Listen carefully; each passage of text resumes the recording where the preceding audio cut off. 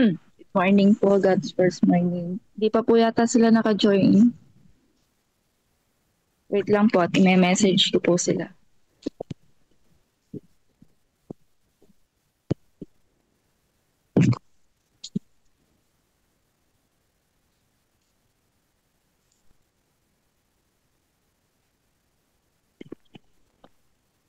Andiyan na po si Sister Jazzy. Pwede na po natin i-open. So, opening prayer po. Tapos si Miss Jazzy po ang magbabasa ng Bible reading. Yes po.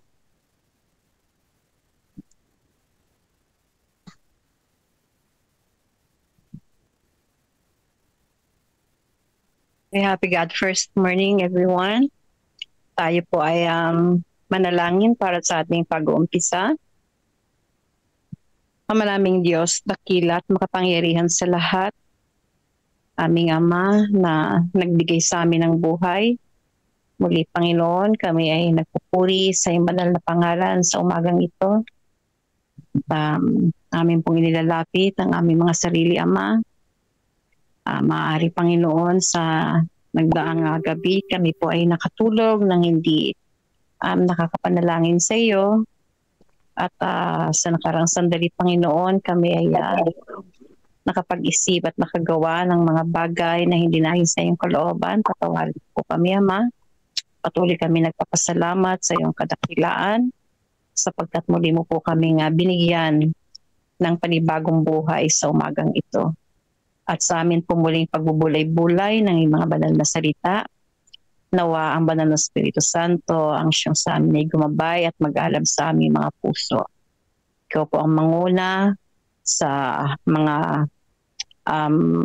pagbubulay-bulay na aming gagawin at bless po ang lahat ng mga participants. Ang amin po mga internet ay patuloy niyo pong basbasan upang ang aming programa ay magpatuloy at hindi po karoon ng aberya. Muli, Panginoon, sa iyong pinakamataas na papuri, maraming salamat sa pagdinig sa aming dala, sa papatawad sa aming mga kasalanan, sa pangalan ng Jesus naming tagapagligtas. Amen. Amen. So, Sister Jazzy, it's your part.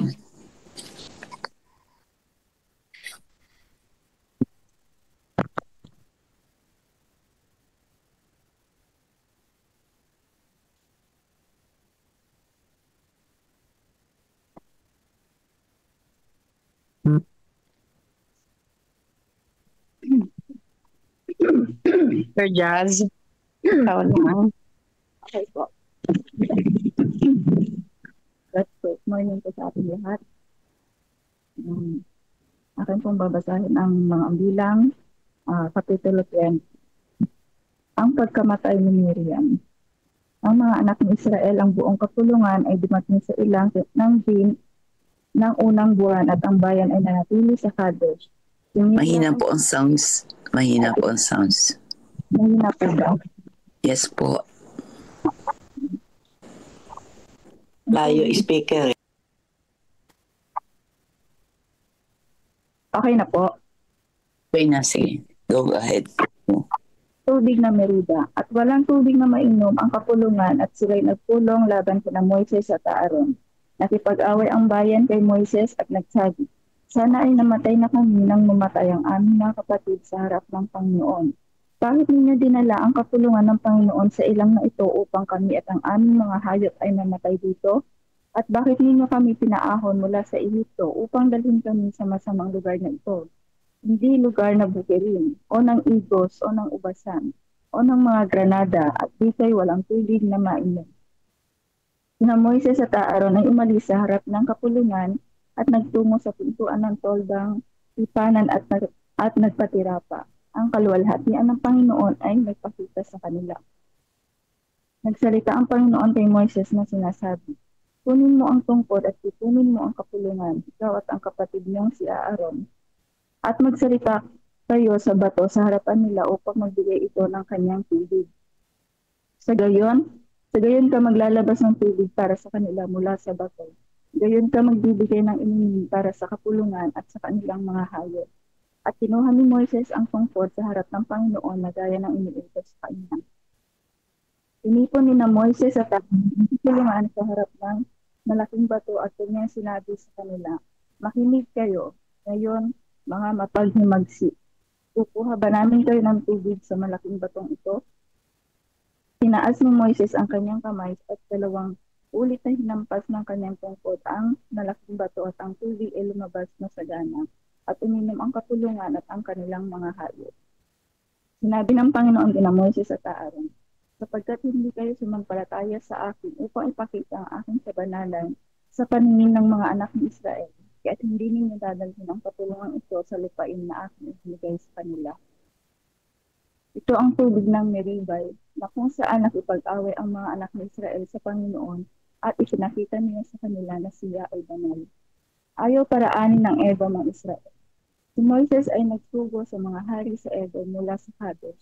Ganito ang sabi ng iyong kapatid na Israel, alam mo ang lahat ng kahirapan na dumating sa amin. Kung paano ang aming mga ninuno ay pumunta sa Ehipto at kami ay nanirahan sa Ehipto ng matagal na panahon.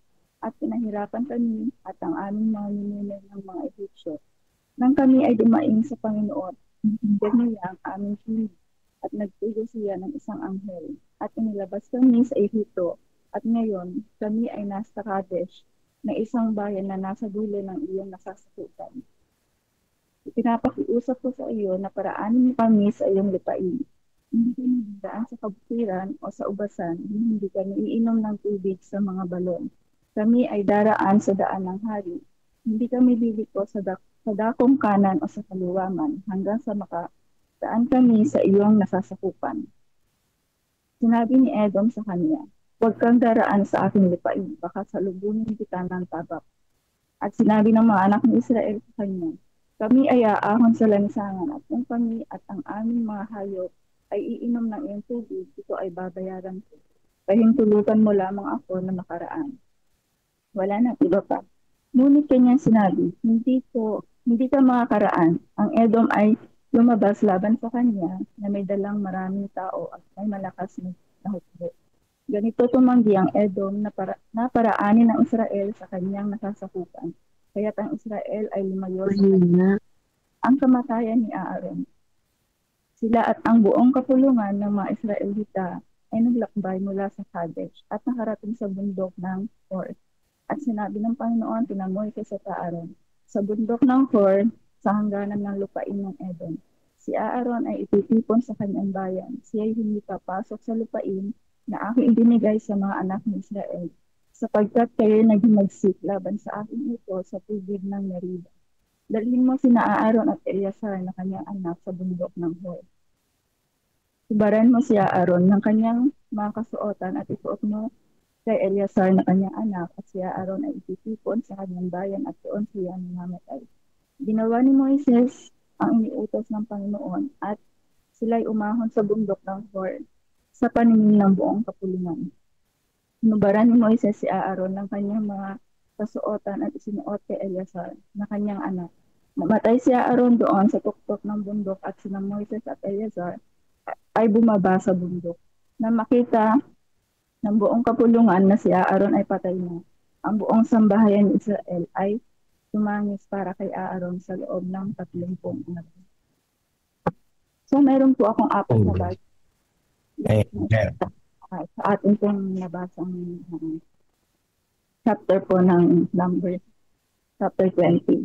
Una po ay ang reklamo po ng mga tao.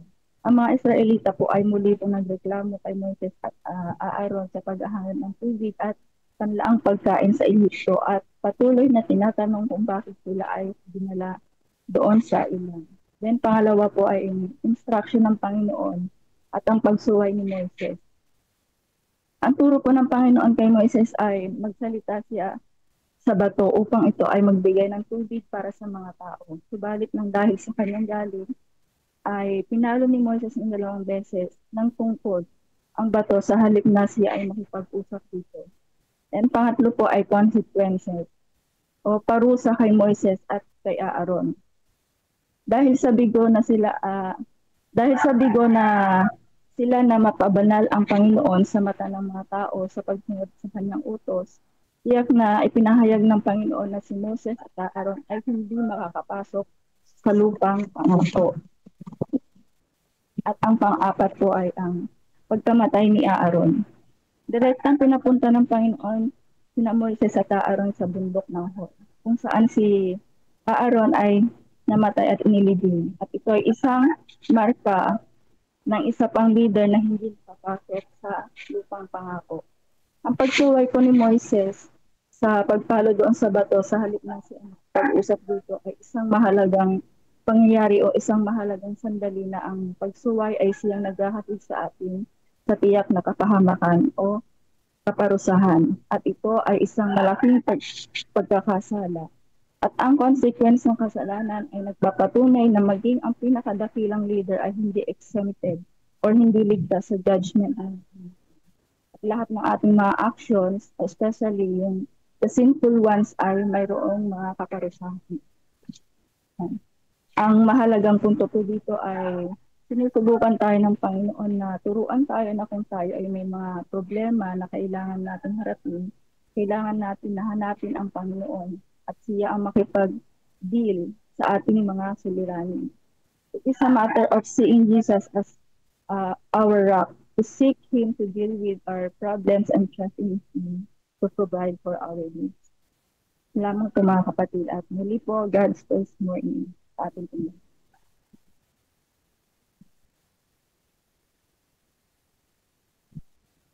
Amen.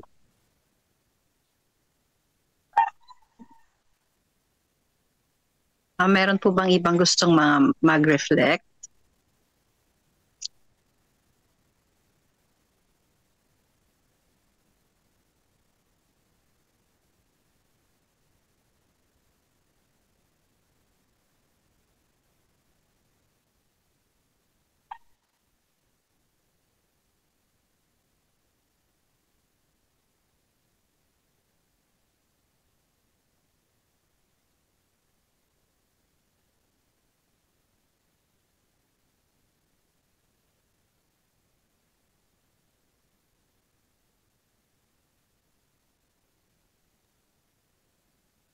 So kung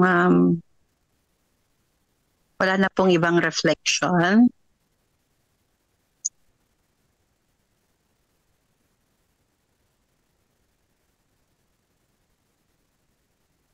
okay, yung wala na pong ibang reflection, ibigay na po natin ng pagkakataon para sa Lest We Forget reading.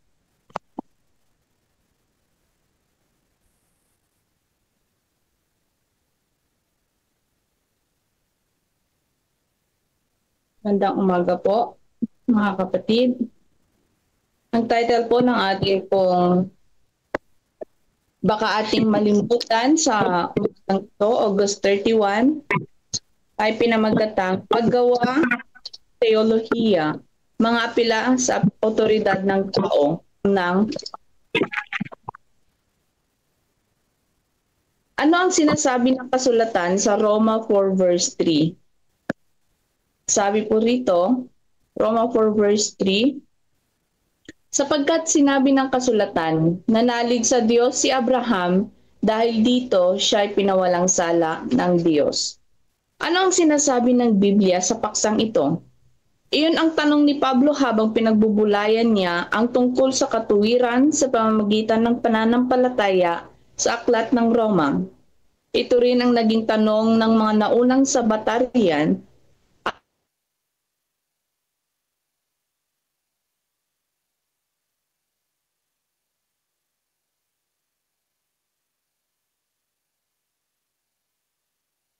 ang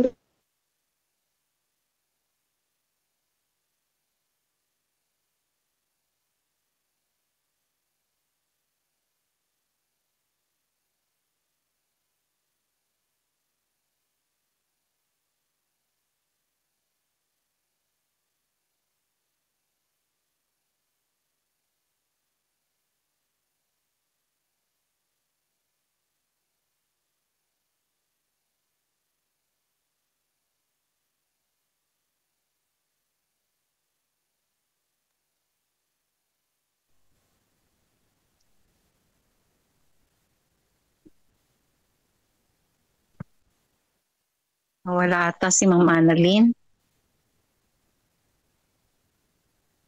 Signal mo. Parang nawala nga ako ate.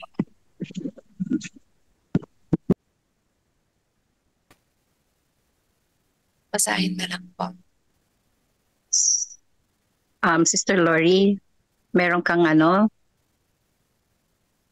Copy po. Let's forget book. Okay, sige. Okay, thank you. Umpisahan ko po ate.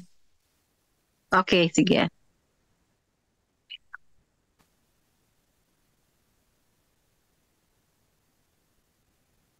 Morning po sa ating lahat. Babasahin ko po muli. Naririnig niyo ako ate? Yes, loud and clear. Okay, thank you po. Good morning po.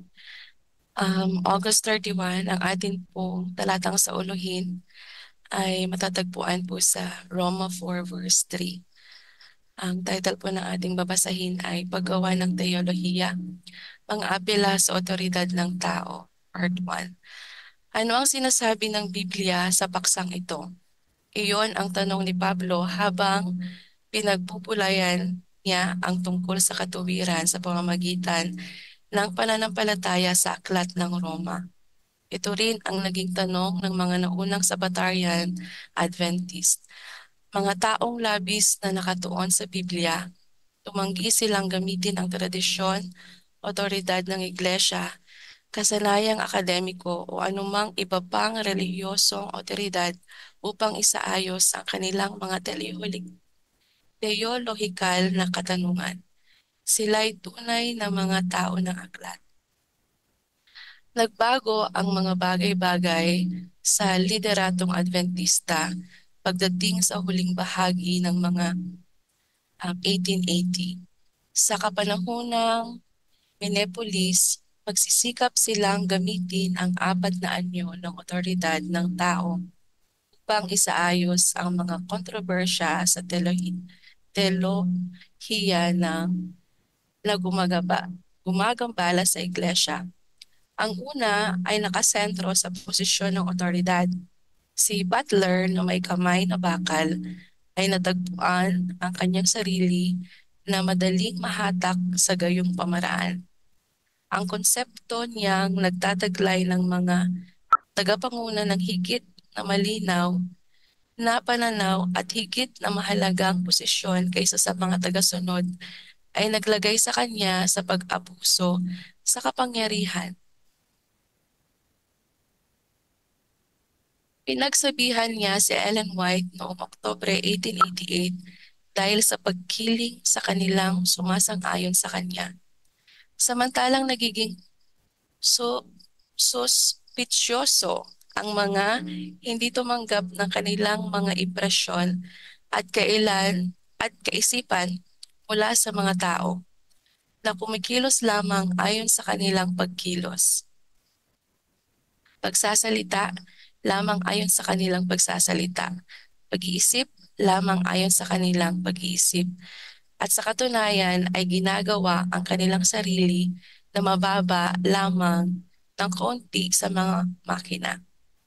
Ang ginagawa ng Pangulo ng General Conference na paghimok sa mga Adventista tumingin sa iisang tao para sa kanila na maging konsensya para sa kanila ay sa paningin ni Mrs. White ay bumuo ng napakaraming mga mahihina na hindi kayang tumayo sa kanilang lugar. Pinabatikos ang otoridad ng posisyon sa mga usaping doktrinal at biblikal. Itinuturo ni Ellen White noong December 1888 na hindi natin dapat naisipin na si Elder Butler or si Elder Smith ay mga bantay ng doktrina para sa Seventh-day Adventist na walang sino mang maaaring maghayag ng mga kaisipan na iba sa kanilang kaisipan. Palagi kong isinisigaw, saliksikin ninyo ang kasulatan sa inyong sarili. Walang sino man ang maaaring maging otoridad para sa atin. At gayon nga, ang salita ng Diyos ayon sa matatagpuan sa Biblia ay otoridad para sa bawat Kristiyano. Gayon noong 1888 at sa gayon pa rin ngayon. Sa gayong pag-iisip, tayo kasama ni Apostol Pablo na ay kailangang magsimula sa bawat araw na may tanong, ano ang sinasabi ng kasulatan? Doon po nagtatapos ang ating devotional sa ating pagbabasa.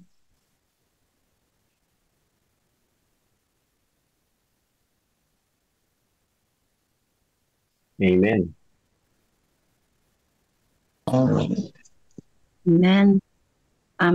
Meron po bang gustong magbigay ng reflection? At this moment po ay nililipat ko na po kay Pastor Titer, ang ating host sa umagang ito. Pastor Titer? Yes po. Okay, sige po. Take over na po. Dahil po, punta po ako ng church, meron po kasing get together po ang mga kababaihan. May part po ako. Sige po, Pastor, take charge po.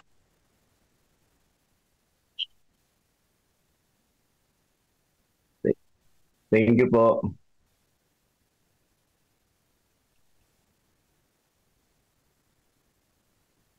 Okay mga kapatid, meron po kayong reflection sa ating pong binasa?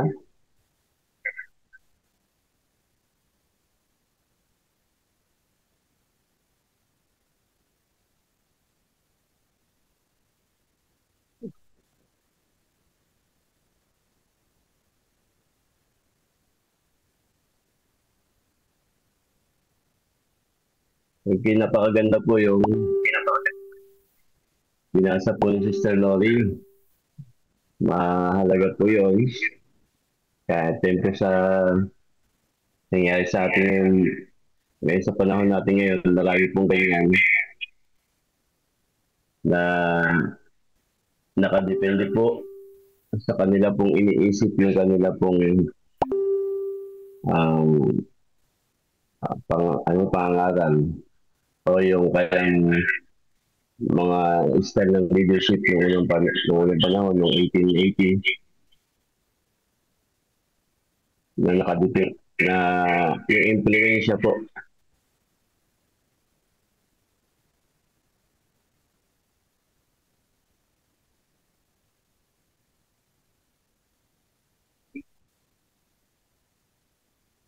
narinig po ba ako?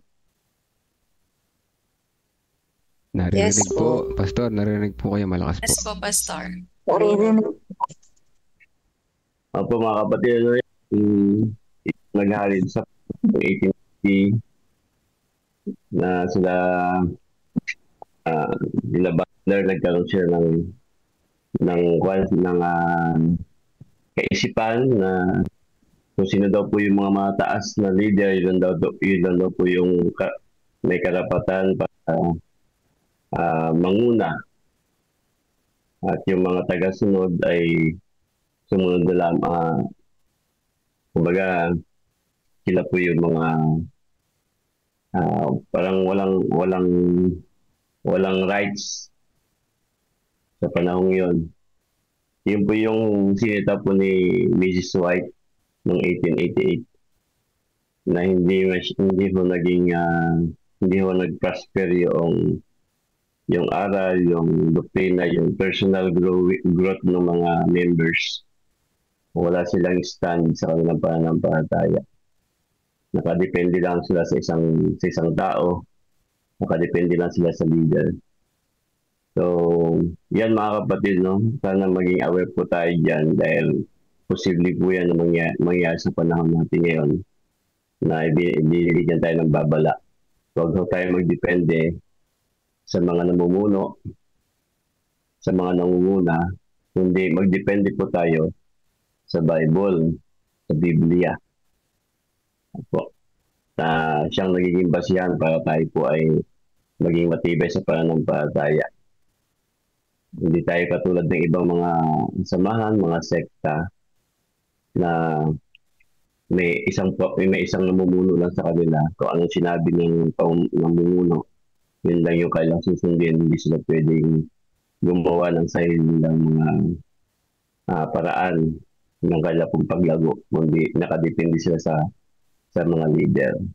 So, ang itinuturo sa atin ng lesson ngayon ay sa Bible po tayo mag-base ng ating pong paglago. Sa Bible po tayo mag-base ng ating pong mga paraan para tayo po ay makapaglingkod sa ating Panginoon.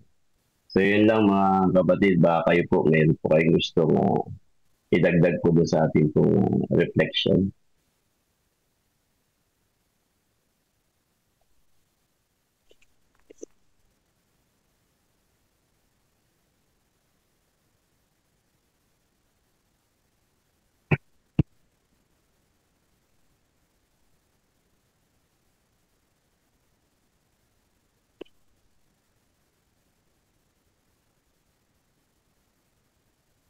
Yung kay Ma'am Annalyn, pwede bang i-continue yun, mga kapatid? Or proceed po tayo sa next? Pastor, natapos ko na pong basahin. Ayun ba yan? Itinuloy ko po, Pastor. Okay. Sige po mga kapatid, kung wala na, ay proceed po tayo.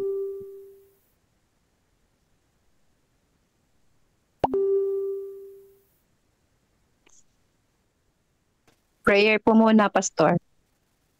Ni Sister Jassy. Okay po. Okay po, tayo po ay manalangin. Panginoon, maraming salamat po sa amin po mga napakinggan ngayong umaga at sa pagpapatuloy po ng aming programa. Patuloy na kami po sana inyong patnubayan. Patuloy na po sana ang aming mga puso at isipan. At ito po ay aming maunawaan ang lahat ng aming pong mapapakinggan sa umagang ito. Tulungan kami, Panginoon, sa pang-araw-araw naming pamumuhay. Nawa kayo siyang patuloy na siyang mauna sa aming mga buhay. Maraming salamat, Panginoon, sa patuloy na pagdinig niyo po sa aming panalangin, kalakip na kapatawaran sa aming nagawang kapatulan at pagkakasala. Sa pangalan po ni Jesus. Amen.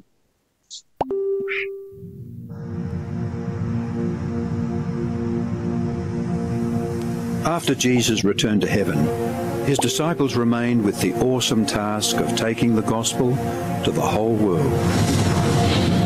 Filled with the Holy Spirit, these men and women proclaimed the message they had received with boldness and power, reaching out to all corners of the then known world. But it was not without great opposition, first from the Jews, then from the Roman state. Many Christians were faithful to the point of death, suffering torture and humiliation from cheering onlookers at the Circus Maximus and Colosseum in Rome and throughout the empire. However, the blood of the martyrs only paved the way for the further spread of the gospel.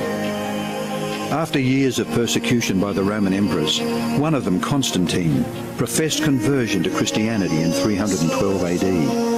Now Christianity became popular, but it resulted in many pagan practices and symbols entering the church, particularly in Rome. The Bishop of Rome assumed more and more power and authority and began to oppose and oppress all who recognized Jesus alone as the head of the church and who accepted the Bible alone as the supreme authority. To escape this increasing persecution, God's true people withdrew to the wilderness areas of Europe. In northern Italy, the Waldenses took refuge in the mountains. While many were slain, the light continued to shine in the darkness. God was still in control, and he began to raise up men like Wycliffe, Huss, Tyndale, Luther, Calvin and Zwingli to stand for his truth. They stood for the Bible alone, faith alone and Christ alone. In 1798, in fulfillment of Bible prophecy in the book of Daniel, the religious and political supremacy of the Roman Church was temporarily reduced when General Berthier removed Pope Pius VI from his throne. Consequently, in the decades that followed, there arose a great awakening of interest in the prophecies of Daniel, and many were convinced Jesus was soon to return. In the United States, the Baptist preacher William Miller was joined by hundreds of other preachers in their expectation of the return of Jesus in 1844. However, when Christ did not return in 1844, further Bible study led a small group to discover that Christ's ministry in the heavenly sanctuary was an explanation for their great disappointment. They discovered that the Bible taught that the seventh day was the Sabbath that Jesus had set aside for his people. Slowly they came to understand that their mission was to preach the three angels' messages of Revelation 14. Their goal as Seventh-day Adventists was to preach with power the everlasting gospel and to prepare the world for Christ's return. More than 160 years have now passed. Years that have brought 2 world wars, numerous military campaigns, financial depression, the rise of atheism and secularism, as well as a booming world population, with natural disasters increasing in frequency and intensity.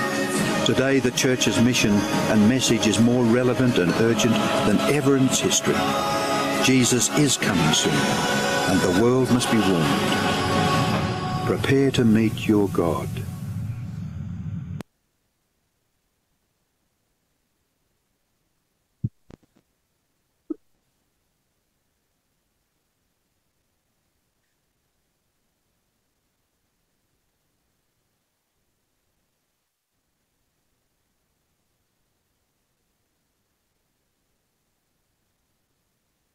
Okay. Sige po. Andiyan na po ba si Sister Eleonora po? Store, naka-record po yung kay Sister Elnora. I-play na lang po. Okay po. Pakinggan natin yung testimony na isinare po kagabi. Hindi ko lang alam kung anong pangalan pero meron dito sa akin. Ito po. Sige po, Brother Melvin. Good morning everyone. Napakagaan po ng pakiramdam na una ang Panginoon sa buhay natin. Kaya napakaganda ng programang GFM. Talaga naman na may enlighten ka at higit sa lahat, magkakaroon ka ng magandang relasyon sa Diyos. At bilang katiwala, kung ikaw ay isang tapat, hindi mo aalalahanin ang bukas. Kasi nananampalataya ka at naniniwala ka na hindi ka pagkukulangin ng Diyos. Marami kaming karanasan na mag-asawa kung paano naging mabuti ang Diyos sa aming buhay. Pero meron akong dalawang hindi kailanman malilimutan. Una, nung panahon na hindi pa uso ang reaper, ang gamit pa lang nun ay thresher. Sa panahong yon kami ay nagpapaani, tinetreser nila yung palay namin. Ang naiwan ay yung aking asawa. Ako naman ay nagpunta ng Galban para magbantay ng Enkay sa akong proctor doon ng Enkay. At nagtawagan kami, sabi ko sa kanya, ay umuulan na dito sa Galban. Sabi naman niya ay dito rin, makapal na rin ang ulap. Sabi ko sa kanya, paano kaya yan? Magpapagi tayo. Sabi niya, manalangin tayo. At siya ay lumuhod sa gitnang bukid. Ako naman din ay nanalangin sa school na aking kinaroroonan. At ang isang himala na nangyari po ay umulan ang kapaligiran, ngunit sa gitnang bukid namin, yung makapal na ulap, ito ay nahawi. At hindi po umulan sa tapat ng bukid namin. At yun ay talagang ipinakita ng Diyos sa aming mag-asawa na kung tapat ka, hindi ka niya pababayaan. Nung mga panahong yun ay hindi pa po COP, kundi yun po ay 20%, yung 10% na offering, 10% na tithes. Pangalawang himala na ipinakita sa amin ng Diyos ay nung panahon na nagbubuntis yung aking manugang. During that time ay 8 months pa lang siya nabuntis sa aking kambal na apo. At sa hindi inaasahan, nagkaroon po ng problema at kailangan ma-emergency cesarean yung aking manugang. Dinala namin siya ng doctor's hospital at kinausap po ako na maganda raw kami ng 1 milyon. Siyempre, nagulat po ako kasi 1 milyon. Saan kami hahanap ng 1 milyon? At dahil buhay ang nakasalalay ng mga panahong yun, kaya ang sabi ko, sige Dok, admit na yung aking manugang. Ano po ang mabuti para sa kanya ay gawin niyo po. So, dinala na po sa taas yung aking manugang at kung ano nung proseso na ang gagawin sa kanya. Tinawag ako ng asawa ko, sabi niya, tara sa kotse, manalangin tayo. Lumuhod po kami na mag-asawa sa loob ng kotse at taimtim na nalangin sa Diyos.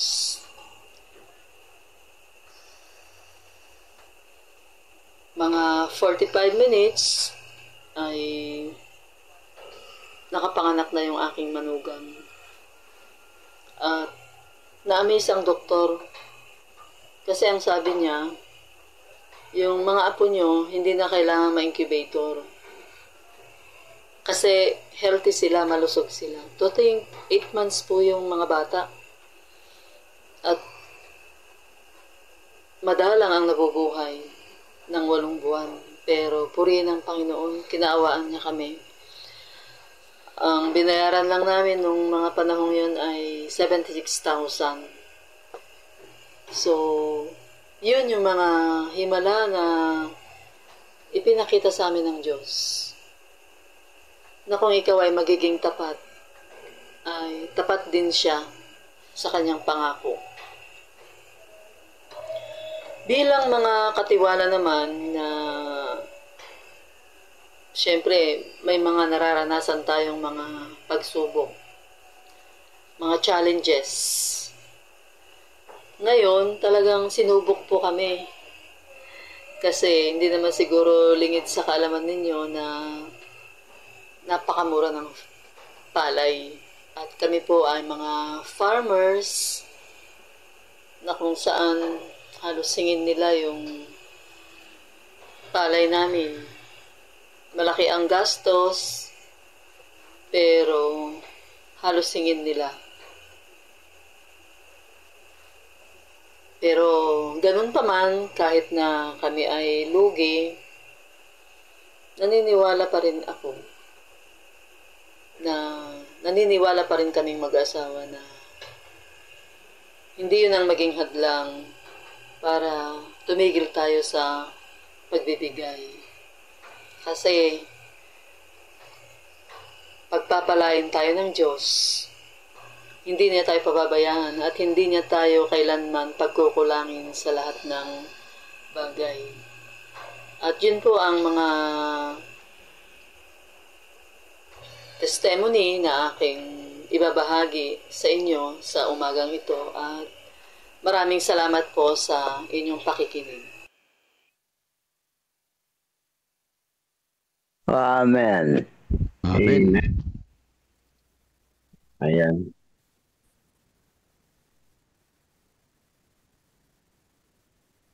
Salamat, Sister Nora, sa napakagandang testimony tungkol po sa pangako ng ating mahal na Panginoon.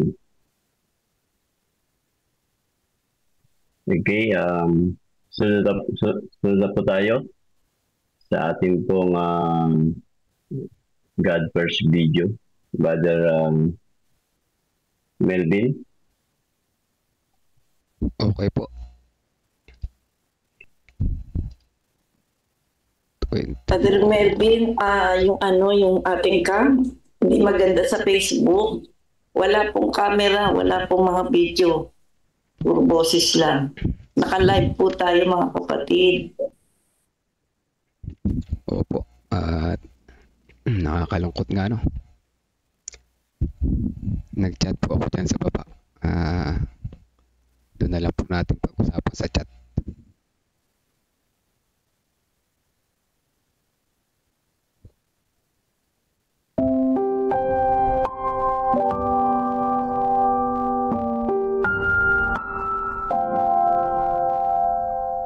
Naghahatid sa pagiging mapagkaloob. October 12, Offertory Reading Devotional. At ang lahat ng mga mananampalataya ay magkakasama at ang kanilang ari-arian ay para sa lahat. Gawa Kapitulo 2 Versikulo 44. Ang pagiging mapagbigay ng mga Kristiyano noong unang siglo ang isa sa kilalang katangian nila. Hindi sila nagtataglay ng malalaking kayamanan, mga gusali, o pagkilala ng publiko. Sa kabaligtaran, sila'y itinuturing na sekta. Gawa Kapitulo 24 Versikulo 14. Gayunpaman, lumalago sila sa bilang at naliwanagan ang sanlibutan sa pamamagitan ng katotohanan ng nabuhay na Kristo. Ang kasaysayan ni Pachomius ang isa sa mga nakatatawag pansing tala ng pagiging mapagbigay ng mga unang Kristiyano. Isinilang siya noong 292 AD sa Thebes, Egypt, sa isang paganong pamilya. Labag sa kanyang kagustuhan, ipinatala siya na maging kawal ng Roma. Kaugalian ng mga Romanong sakupin ang mga komunidad at puwersahin ang lahat ng kalalakihang maglingkod sa hukbong Romano. Batid ng mga general na ang mga sundalong ito ay walang kaugnayan o walang pangakong pagtatalaga anuman sa imperyo, kaya nakatira sila sa bilangguan sa lahat ng panahong wala sa labanan. Sa panahon ng pagkabilanggo ni Pachomius, sinalanta ng taggutom ang rehiyon kung nasaan siya. Maraming bilanggo ang namatay dahil sa gutom. Subalit siya at ang iba ay nagsimulang tumanggap ng pagkaing palihim na iniaabot sa pagitan ng mga rehas ng bilangguan. Tuwing gabi, may mga misteryosong taong bumabalik na may dalang pagkain at pinalaya ang mga bilanggo mula sa pagkagutom. Nalaman ni Pachomius na ang mga tumutulong sa kanila ay mga tagasunod ng isang Galilean na nagngangalang Hesukristo. Pagkatapos na makalaya, hinanap niya ang mga Kristiyano na nagturo sa kanya ng tungkol kay Jesus at kanyang pag-ibig. At naging isang Kristiyano si Pachomius at nabautismuhan noong 314 AD at naging isang maimpluwensyang leader din siya ng mga Kristiyano. Ang pagiging mapagbigay ang sumagip at nagligtas sa kanya. Maaari nating piliing mabuhay ng mapanganib alang-alang sa Diyos, o ng isang buhay na maginhawa na walang responsibilidad o pagtatalaga. Gayunpaman, tanging ang taong nagpasyang ilagay sa panganib ang buhay ang tunay na matatawag na Kristiyano. Tanging ang saloobing nagtatalaga ang magbibigay puwang para sa pag-unlad ng wagas na pananampalataya, nararamdaman ang pagkilos ng Diyos at maranasan ang mga himala. Sa ganitong uri ng buhay tayo tinatawagan ng Diyos ngayon. Panawagan, gagawa ka ba ng pagkakaiba? Lubusan ka bang makikisangkot? Hindi ka kailanman lilingon pabalik at magsisisi kung matapat kang kasangkot sa gawain ng pagliligtas. Sa kabilang dako, ang mga nagpasyang mamuhay ng buhay na nakatuon sa sarili, sa isang punto ng kanilang buhay, mapagtatantong ang pagkamakasarili at kasakiman ang dahilan ng kanilang walang kabuluhang buhay. Ngayon, kailangan mong magpasyang ipamalas sa mundo na ang pagiging mapagbigay at pagmamalasakit sa kapakanan ng ibang tao ang nananatiling pagkakakilanlan ng tunay na Kristyanismo.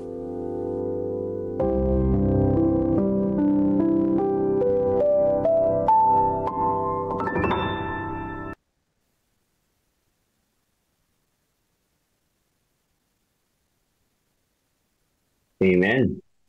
Okay, good morning po muli mga kapatid. Proceed na po tayo kay Sister Lori. Sister Lori, po sa ating stewardship babasahin. Sige po. Good morning po. Happy God First morning po mga kapatid. Naririnig niyo po ba ako? Yes po. Ma'am, magpakilala po kayo. Hindi po napakilala lahat yung mga participants. Okay po. Ako po si Lori V. Astrero, taga West Nueva Ecija po ako mga kapatid. At ako po ay mag-share ng atin pong Steward Councils on Stewardship na babasahin. Mahina po. Hello po. Mahina pa rin. Mahina pa rin po. Nilakasan ko na yung volume ko sa computer, mahina pa rin. Mahina po, mahina po. Wait lang. Baka pwedeng wala na yung mo, yung earphone mo. Okay po. Right. Ayan po, hindi pa rin po malakas. Mahina pa rin. Mo yata yan, ma'am. Mahina pa rin po. Palagay ko yung hindi po yung headset yung nakaset as yung default. Headset. Okay na po. Medyo mahina lumakas ang pa rin kaunti po. pero mahina pa rin eh. Wait lang po ha. Isa-set ko lang po. So, Ayan, malakas na. Ayan, malakas na. okay na. Yan, pag Oo, ganyan yung malakas. headset mo ang may diferensya. Sa setting lang sa default sa mic. Okay. So, good morning po muli mga kapatid. Ako po ay magbabasa ng atin pong babasahin. At ito po ay matatagpuan sa Councils on Stewardship sa chapter 61. Ang title po ay Protesta ni Satanas.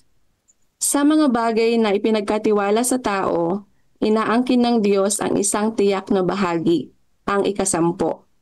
Ibinibigay niya ang kalayaan sa lahat kung nais pa nilang magbigay ng higit pa rito. Ngunit kapag ang puso ay pinukaw ng impluwensya ng banal na espiritu at nagpanata na magbigay ng isang tiyak na halaga, ang taong nangako ay wala ng karapatan sa bahaging iyon na inihanda. Ang mga pangakong tulad nito na ginawa sa kapwa-tao ay itinuturing na dapat tuparin. Gaano pa kaya ang mga pangakong ginawa sa Diyos? Mas mababa ang bigat ng mga pangakong sinusubok sa hukuman ng budhi kaysa sa mga kasulatang kasunduan ng tao? Kapag ang banal na liwanag ay nagliliwanag sa puso ng may pambihirang kaliwanagan at kapangyarihan, ang nakaugaliang kasakiman ay lumuluwag at nagkakaroon ng hangaring magbigay para sa gawain ng Diyos.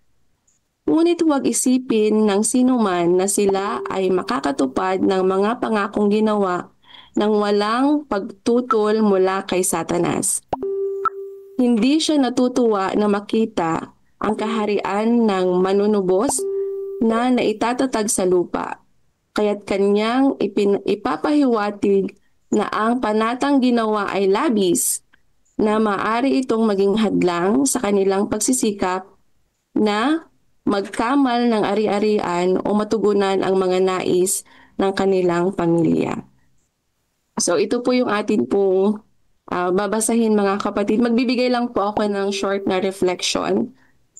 Ito po ay napakagandang reminder sa bawat isa sa atin na tayo bilang mga tao, meron po tayong kagustuhan na gumawa ayon po sa pagkakatawag sa atin. Ang tiyak na meron po ay si Satanas, pag tayo po ay gumagawa, tiyak po yan na kung gaano po natin kagusto na gumawa at gumawa sa gawain ng ating Panginoon, tumugon sa mga panawagan. Ganon din naman si Satan na lagi po siyang gumagawa ng paraan para sa ganun. Sabi po dito sa ating babasahin na hindi po papayag si Satan na ang gawain ng Panginoon ay lumago. Kaya ano po yung gagawin niya? Sasabihin niya sa'yo, nako, Sister Lori, napakalaki naman ng 20% nakakaltasin sa sweldo mo. Parang ganun po yung ipapaalala po niya sa atin. Sasabihin niya sa atin, yung 20% malaki na yung halimbawa, ang sweldo niyo po ay 10,000 lang sa isang buwan. So 2,000 na po doon um, yung COP. So parang kung isipin po natin, makakapag-grocery ka na sa halagang 1,000. Ano po? Kasi yun po yung second, yung another 10% po sa atin pong pasasalamat, mga kapatid. Si Satanas po ay lagi siyang nag-i-steer ng kaisipan na nagbibigay tayo ng labis para sa Panginoon. Papaano naman po tayo? Ngayon, mga kapatid, ako po ay magmula po nung narinig ko yung COP, nung nag-attend po ako ng stewardship seminar, lectures po doon po sa Bungabon, ako po ay namangha sapagkat may ganun pala. Kasi ako po ay nakasanayan ko na 10% ang aking tithe and then always 5% ang offering. Parang mas mababa lagi. And then, nung nalaman ko po mga kapatid na ang pasasalamat po pala ay kailangan kapantay o mas marami pa kasi ito po yung pasasalamat natin sa Panginoon. Sabi ko, Panginoon, tulungan niyo ako na magpasya sa aking sarili na tawag dito, ibigay kung ano po yung para sa inyo at saka yung pasasalamat ko. Ang business po namin ay sapatos. Ayun po yung business namin. Sa mga ano po, sa ako na dumarating, marami po talagang tapon. Sabi ko, sige, sabi ko sa aking sarili, paano ko ba bibigyan ng tithe and offering yung maraming sira? Ang sabi ko po sa Panginoon, sige Panginoon, bibilangin ko kung magkano yung laman ng sako, i-divide ko, natanggalin ko yung mga expenses. Maganda man or hindi, ito pa rin yung ibibigay kong puhunan. At kung magkano man yung hindi na ako mag-aano sa kung magkano po yung bulto ng bebentahan ko, per piece na po ako nagta-tithe and offering.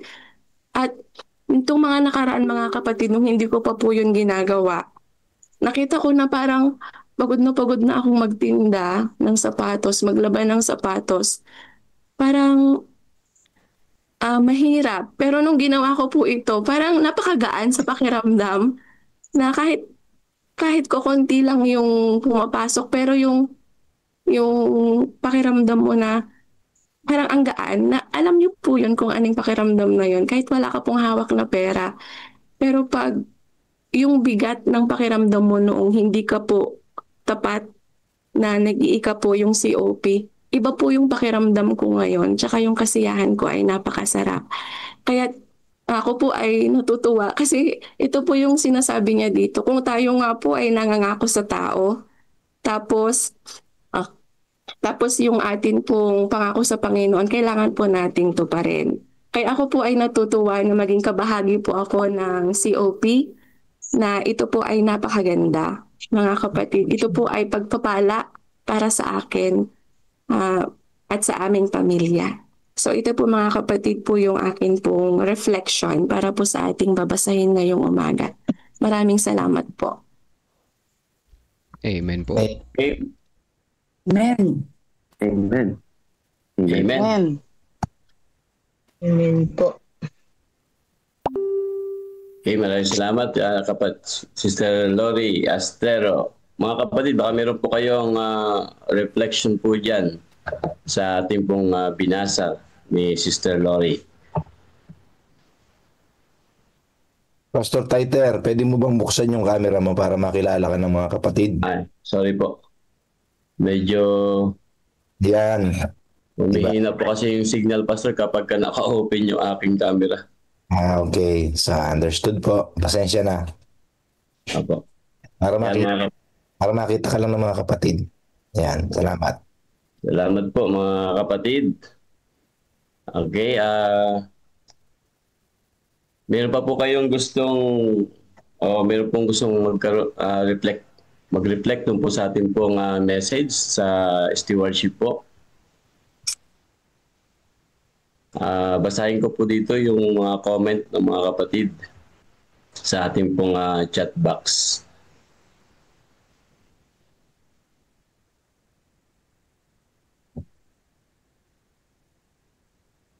Pastor, wag na po, Pastor. Okay na po. Sige po. Baka meron pong gustong reflect dyan, reflection sa ating pong binasa. Pastor Taiter. Yes, Pastor. Sige po. Yeah, salamat po. Happy God first morning sa inyong lahat, mga kapatid. Po ay personal na nagpapasalamat sa encouragement na ibinigay po ng ating kapatid na nagbigay po ng reading at ng kanyang personal application or experience dito sa ating commitment na ginagawa para sa gawain ng ating Panginoon. Hindi ko po alam kung nakaka-relate po kayo dito sa binasa natin.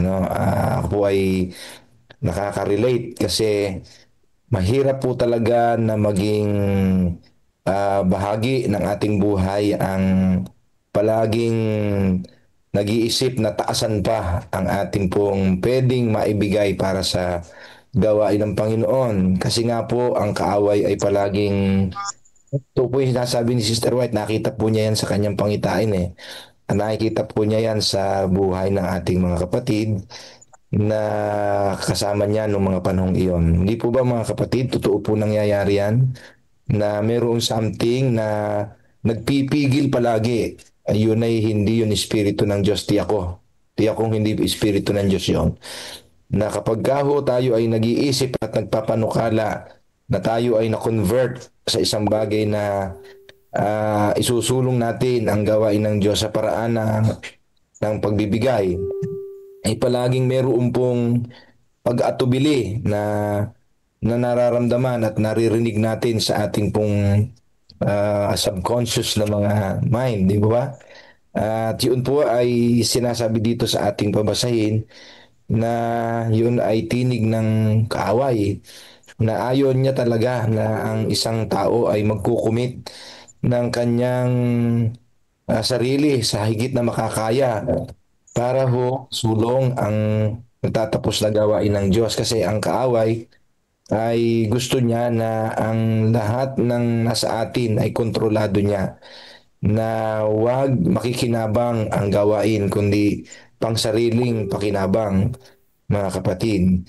Kaya itong pagbabakang ito ay hindi madali para sa ating lahat. Kinakailangan natin ng mataimtim na pakikipag-ugnayan sa Diyos, pagpapasakop ng ating kalooban sa Diyos, at araw-araw na ugaliin nating maging konektado sa Panginoon para yung ating mga kaisipan at ang ating mga puso at ang ating mga desisyon ay di maapektuhan ng pagpasok ng masamang mga impluensya ng mga pag-iisip. Tandaan po natin mga kapatid, ang nature po ng ating pong kalooban ay hindi gusto palaging magbigay. Kasi ang gusto po ng ating sarili ay palaging unahin ang sarili. Kaya kailangan natin ng higit na kapangyarihang nagmumula sa mga payo ng Diyos at ng katotohanan sa dulot ng pakikisama ng Espiritu Santo sa ating buhay. Kaya ugaliin natin araw-araw na unahin natin ang Panginoon na makipag-ugnayan sa Kanya. Ipasakop ang ating buong sarili sa Kanya. Maraming pong salamat, Sister Lori, at ako po'y damandama ko ang iyong commitment. Hindi madali, mga kapatid, ang iyong pinagdaanan. Ang commitment mo ay kitang-kita ng Panginoon, kapatid. Hindi yan lumalagpas sa paningin ng Diyos. Hayaan mo ang Panginoon ang magbigay sa iyo ng mga reward sa mga katapatan mong ginawa para sa Kanya. Pagpalain ka ng Panginoon, kapatid. Salamat po, Pastor. Amen. Amen po. Amen. Pastor? Amen. Reflection lang po ako, Pastor. Sige po, Pastor Alex, sige po. Bukas ka ng mula pa sa mga kapatid ay talaga nagsahari na sa ating puso't isipan yung pagiging makasarili. So, kailangan po sa biyaya ng Diyos, kailangan talaga ito ay ating mapagtagumpayan. Kaya nung ipinanganak tayo, yung ating kamay ay talagang nakakakuan na yan, nakatikom na. Ibig sabihin, tayo ay yung nature natin na makasarili, yan pa rin ay naghahari na kailangan niya na isuko po natin sa Panginoon. Pag naisuko natin sa Panginoon, walang mahirap na bagay na pwede nating ibigay talaga. I-give up natin, lalo yung ating COP. Dahil sinusubukan tayo ng Panginoon kung tayo ba ay makasarili o tayo ay may pusong mapagbigay. Kaya panalangin po natin na mapagtagumpayan natin ito upang maging maayos, tuloy-tuloy yung ating pagbibigay ng katapatan sa pamagitan ng COP. Yun lang po at happy God first morning po sa ating lahat. Amen, Pastor Rigor. Napakabuti ng Panginoon at ating pong unting-unting na-realize yung kahalagahan ng ating pong pagtatapat. May kinalaman po yan. Una-una po sa gawain na nagtatapos. Tinatawagan tayo ng Panginoon para tayo hindi hindi tayo masandig doon sa pagiging makasarili. Salamat po, Pastor Jerry at Pastor Rigor sa inyo pong napakagandang reflection. Meron pa po mga kapatid? Pastor, pwede po ako. Sige po, Brother Melvin. Sige po. Salamat po. Yan yung bulong ni Satan lagi yan sabi nga ay sa ating buhay, sa araw-araw ng ating buhay, sa bawat oras, may dalawa tayong tenga mga kapatid, kaliwa at kanan. Ang Holy Spirit patuloy na inaanyaya tayo sa mabuti. Ngunit yun nasa kaliwang tenga naman, ang mga panilin lang ni Satan, ay palagi yan na hindi yan mawawala. Kaya sa aking panalangin palagi, ang aking hindi nawawala sa panalangin ko, yung karunungan sa pagpili mga kapatid. Gawin akong matalino sa pagpili. Kung paano akong magde-decide ay sana ay pumabor palagi sa kalooban ng Panginoon mga kapatid. Kaya sa ating pinag-uusapan na bilang pagbabalik ng pasalamat sa Panginoon, at maganda yung shinare na testimony ni Ma'am yung nag-discuss ng COS. Hindi lang ni Ma'am Lori. Hindi lang yun ay kumbaga testimony na rin niya yun, napakaganda, nakaka-inspire po. Nawa, yan ay hindi natin panghinayangan, Tandaan natin, kapag tayo ay nagbigay ng malaking pasasalamat sa Panginoon at naging tapat sa tithes, ay makakatulong yan sa gawain ng Panginoon. At sabi sa ating phase 2 na isa sa mga lesson natin doon, kapag ating ginagawa yan ay kapartner natin ng Panginoon sa pagtatapos ng kanyang misyon mga kapatid. Pero pag hindi natin ito ginawa, ayaw nating makipag-partner sa Panginoon. Sino yung gusto nating kapartner mga kapatid? Dalawa lang yung pwede nating kapartner. Kung hindi ang Panginoon, yung iba yung hindi. Yung iba yung isa, si Satan yun. So, maging matalino tayo sa pagpili. At isa pang gusto ko sanang idagdag. Kung nakikita natin na tila bagang yung iba ay parang marinig man nila, hindi pa rin sila, nag-educate tayo, nag-stewardship education, para bang hindi sila natututo, Huwag po tayo magpadala sa mga ayaw sa munod, Magpatuloy lamang po tayo sa paggawa ng mabuti dahil ang Holy Spirit po ang bahalang gumawa sa kanilang mga puso. Dapat tayo maging example ng inspirasyon ng iba. Hindi tayo yung madamay sa mga paggawa ng hindi tama. At sabi nga ay but for me and my house, we will serve the Lord. Kahit ayaw nila, basta tayo patuloy na gagawin natin kung ano yung mas maganda, kung ano yung mas tama, mas nakaka-inspire. Isang lagi kong sinasabi dito, sineshare ko para hindi tayo matukso doon sa mga pambubulag ni Satan. Kapag kumita tayo, kahit na gaano man yung kaliit o kalaki, pag inuna natin ang Panginoon, lalagay mo na yung 10 plus 10 or 10 plus 10 or more sa sobre, wag mo na pong hintayin yung Sabat. O unti-unti, hindi mo na namamalayan, malaki na. Pagdating ng Sabat, wag mong tingnan yung total nun mga kapatid. I-times 80 mo yun. Kung 10 plus 10 ka, i-times 80 mo yun, makikita mo yung 80% at napakabuti ng Panginoon. Yun, magugulat ka pa ganito pala kalaki yung blessing na natanggap ko galing sa Panginoon. Huwag mong tingnan po yung papalabas dahil yan ay pabalik sa Panginoon at para sa kanyang gawain. At yan ay makakatulong sa tatapos ng mission dito sa lupa. Maraming salamat. Maraming salamat, Brother Melvin. Napakabuti ng Panginoon at doon sa iyong mga sinabi, sa reflection mo, ay ako rin po ay nakaka-relate. Talagang napakahalaga po na kailangan po nating maging partner ng ating Panginoon. Sana magkaroon tayo ng malalim na pag-aaral o commitment sa Panginoon tungkol po dyan sa tinatawag nating pagtatapat. Yan talaga, malaking tukso po talaga yan. Yan ang number 1 na ginagamit ng kaaway, yung pananalapi. Nababago ang ating isipan kapag hawak na po natin ang salapi. Kaya sana labanan natin yung tukso ni Satanas na ibaling ang ating pong sarili sa ating pong mga pangailangan, hindi sa layunin ng Diyos sa ating para tayo po ay lumago. Maraming pong salamat, Brother Melvin. Mga kapatid, baka meron pa po dyan na gustong magbigay ng reflection at mahaba-haba po ang ating oras. Pastor, basahin ko yung sa chat, isa lang yung nagustuhan ko itong linya din, Pastor Joseph Lulu. Sabi niya, Jesus is the way, the truth, and the life. His banner over me is love 2 times. Ibig sabihin niya, love, ano? Pagka sinabing love, ang pumasok sa isip ko agad. Ang love, number 1 love, yung ating tapat na ikapo. Yung another love, yung pangalawa ay pakambal, yung ating pasalamat sa kanyang mga blessings. Yung COP natin, ano? Salamat, Pastor Joseph. Okay, salamat po.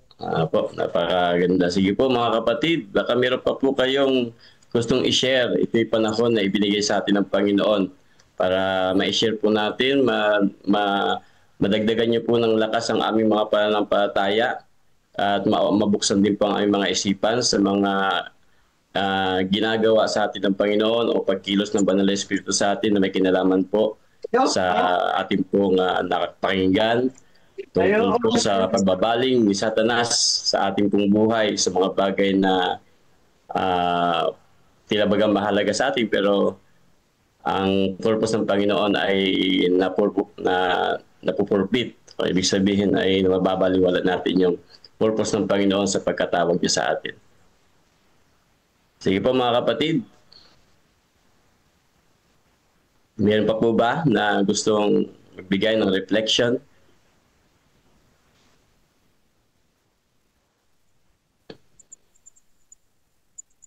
Napakaganda po itong topic na to. Ito po talaga yung sentro ng ating pong pagiging steward. Nakikita natin yung pagkilos at paggalaw ng kaaway.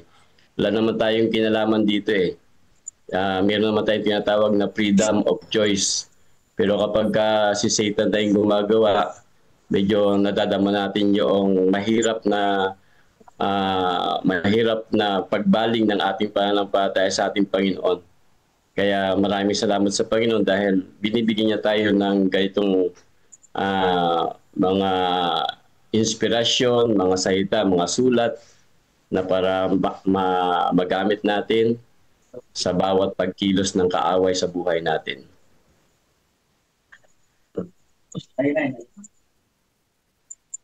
Sige po mga kapatid. Meron pa po ba? Amen.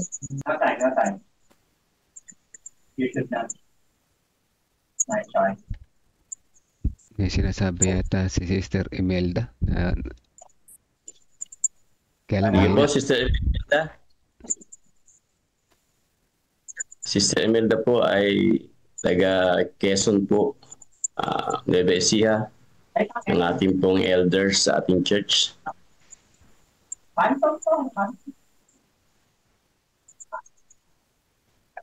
Siya po ba yan? Okay, sige mga kapatid. Baka meron pa po kayo. Huwag po kayong mahiya at may oras pa po tayo. Pero mas mahalaga po itong ating pong mga testimony or mga reflection na ating pong isi-share. Sige, sino po ito? Area 4. Sige po.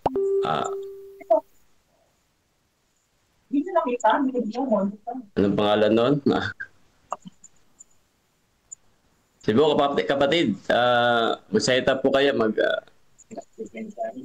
yung nagtataas po ng kamay kanina. Pastor.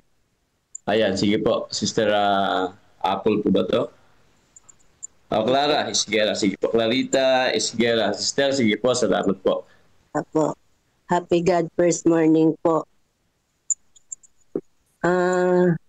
Gusto ko lang pong mag-share. Kasi ako po personally, madalas po na parang yung kaaway talaga ayaw tumigil po ano. Kasi po sa experience ko, every time na kasi talagang inuuna ko na po yung siniseparate ko na talaga yung commitment ko sa Panginoon dyan. Tapos, pag naibigay ko na po yun, halos wala po talagang matitira. Halos walang matitira talaga. Madalas nakapag-iisip po ako. Sabi ko, bawasan ko kaya yung aking COP. At saka yung meron pa po kasi ako nakaseparate para sa pantulong, ganun. Sabi ko, bawasan ko kaya kasi wala nang natitirang budget for the whole month. Sabi ko ganyan. Pag binawasan ko to, pag ginawa ko na lang, hinati ko na lang yung COP ko, sabi ko, parang cash yan ng budget for the whole month, yung kalahati na yun na ibabawas ko. Sabi ko kung ganyan sa sarili ko. Pero every time na naiisip ko po yun, nagpipray ako. Tapos yun po kasing commitment ko na pinirmahan doon pa sa Klaan nun. Nakaipit po yun sa Bible ko. Tapos pag nakita ko na yun, sabi ko, Lord, alam ko po kayo yung tutulong, kayo yung magsasapat ng lahat ng need namin. Sabi ko ganyan. Tapos sabi ko, sabi ko, hindi pwedeng managumpay yung kaaway sa isipan ko. Sabi ko, ito commitment ko to, alam ko lahat ng bagay galing sa Panginoon, siya yung magpupuno ng lahat-lahat, sabi ko ganyan. So, hindi ko po talaga, parang hindi po talaga nananagumpay ang kaaway. Every time po, manalangin tayo, hindi mananagumpay ang kaaway. Pero alam niyo po mga kapatid, kahit alang natira, pero the whole month, hindi po talaga kami pinabayaan ng Panginoon. Hindi kami, sabi ko, hindi naman tayo minsan nag-uusap po ang nag-asawa, sabi ko, tingnan mo, may kinakain pa rin tayo, nagiging malusog tayo, hindi tayo nagkakasakit, yun, blessing ng Panginoon, sabi ko. Kaya, alam niyo po mga kapatid, ang kaaway po talaga, hindi tayo titigilan eh. Pero kung talagang i-commit natin, sabi nga ni Pastor kanina, yung sa bawat sandali, every time, every moment, talagang i-commit natin yung sarili natin sa Panginoon, hindi po talaga mananagumpay ang kaaway sa atin. So yun lang po yung nakita ko. Yung talagang guguluhin kanya, hindi kanya titigilan. Pero pagka nang ibabaw po yung pag-ibig mo sa Panginoon at saka yung pagtitiwala mo sa Panginoon, yung pagtitiwala mo na lahat ng bagay galing sa Kanya, hindi kanya pababayaan, ibibigay niya lahat ng kailangan mo. Yung pangako po ng Panginoon na yun, talagang hindi po niya, hindi po talaga, lahat po yun ay totoo. Kaya napakabuti po ng Panginoon. So doon po, yung parang nakita ko po na talagang ang kaaway, hindi po siya titigil.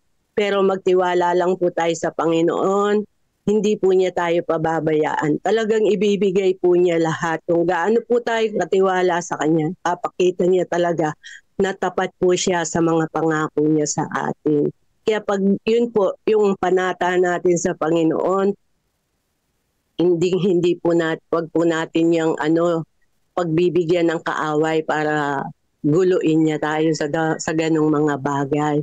Happy God first morning po. Thank you po, Ate Claire. Amen. Salamat po. Amen. Amen, Sister Clarita.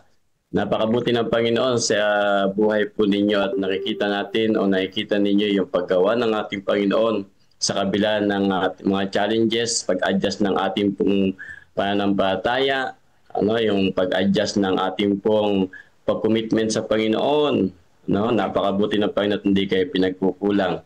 Kakarelate pa ako sa inyo pong karanasan sa Panginoon sa kabila ng inyo pong pagtatapat. Maraming pong salamat. Mga kapatid, baka meron pa po kayo dyan at atin na pong i-share para makatulong po sa bawat isa sa atin. Pastor, si Sir Teddy Francisco po nagtaas ng kamay. Okay. Sige po, Brad Edmond, tama po ba? Si Kuya Teddy po muna. Sige Teddy, sige. Brad Teddy, sige po. Hello, good morning. Happy God first morning po. Naririnig po ako. Hello po. Malina po. Sige po, Brad Teddy, sige po. Medyo madaling lang po. Hindi po ako naka-open ka. Okay lang po, sige po. Ayan. Mas maganda kung naka-open. Mas maganda po. The best po. Gusto ko lang pong mag-share ng ilang mga bagay tungkol po sa naging topic natin na binasa ng ating kapatid na regarding po doon sa talagang si Satan ay pinipigil niya na yung matapos yung gawain ng Panginoon. Dahil alam naman natin na kapag natapos ang gawain ng Panginoon, darating na ang Panginoon at yung kanyang kasamaan, yung kanyang ginagawa dito ay wawakasan na. Kaya naalala ko po yung binanggit dati pa sa lesson natin at lagi ko naman sinishare sa iglesia namin na si Satan ay pinapayagan niya tayo, naging epektibo yung pamaraan ni Satan na payagan niya tayo na malaman na natin lahat ng katotohanan, yung mga bagay na mabuti, malaman natin. Pero sabi nga niya, naging epektibo siya dun sa pinipigilan niya naman niya tayo na i-share o i-apply yung mga natutunan natin. Kaya sabi niya, doon siya naging napaka mapanagumpay sa estratehiya niyang ganun na tayo ay nakikinig, bumabasa lang, pero pagdating do sa application ay talagang doon niya tayo napipigil. Sa pagiging katiwala, ako po ay naniniwala na may 4 na bagay na tayo ay binigyan ng Diyos na tayo ay katiwala, hindi lamang sa salapi o sa pera. Katiwala tayo sa panahon o yung time, yung talento, at saka yung temple, yung ating katawan na ipinahiram sa atin ng Panginoon. Napaka-epektibo ni Satanas dahil po yung talento na meron tayo ay karaniwan ay atubiling i-share sa gawain ng Panginoon. Ngayon po, ang San Jose del Monte ay mayroong challenge na gawain na 1-month crusade po kami. Ngayon, nagkaroon kami ng kahapon na paglabas para magkaroon ng invitation. As a leader po ng iglesia, siguro kahinaan ko yun na pagka nakita ko na parang napakahirap akayin ng lahat ng miyembro na makisangkot sa gawain, nalulungkot po ako sa mga ganun. Yung bang hindi maki-join, hindi sumama doon sa gawain na magbigay man lang na invitation. Meron talaga mga miyembro na hindi naglalaan ng panahon, yung talento na meron sila ay para bang atubili na ibahagi. Kuminsan na idadalang sa Panginoon, Panginoon, kasalanan ko ba na para bang kasalanan ba yung lagi akong tumingin sa aking kapwa na para bang isa sa paraan na kapag tumingin ako, para bang ako ba ay gano'n na rin, hindi na rin ako kilos kasi ayaw kumilos ng ibang mga miyembro. Pero sabi ko nga, ang atin pong mga pagiging katiwala ay para sa bawat isa sa atin. Huwag tayong tumingin sa ating kapwa, basta gawin po natin yung atin pong magagawa para sa gawain ng Panginoon. Maraming seminar, maraming pamaraan, maraming promotion ang ginagawa po namin. Kaya lang ay talagang hindi siya makuha ng ganon. Siguro sabi nga ni Pastor, Ranel, yung aming district pastor, kasi madalas kami magkakausap, sabi niya, ang karakter ng tao o ang pag-uugali ng tao ay hindi nababago sa isang iglap. Kailangan maging pasensyoso po tayo at patuloy na lang natin ipanalangin.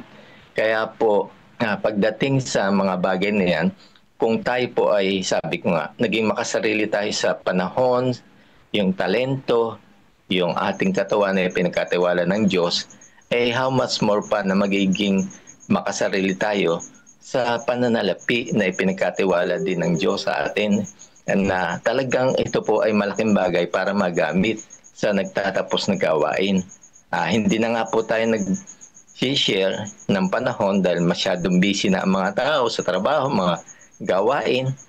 Hindi na nag-share para yung kanilang talento ay bahagi.